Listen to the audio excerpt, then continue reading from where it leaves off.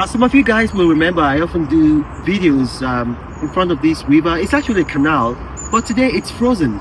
And the thing is, like, when it's frozen like this, you know, you can actually see the bottom of the river or canal, and sometimes you get to see ducks actually walking on the ice.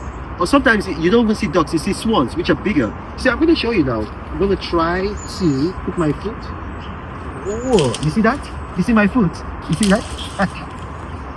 I'll try to look for a duck because I just want you guys to see the phenomena, the natural phenomena. This normally happens in February. I don't know why it's happening in January, possibly because of climate change. But I'll look for a duck. I'll show you guys.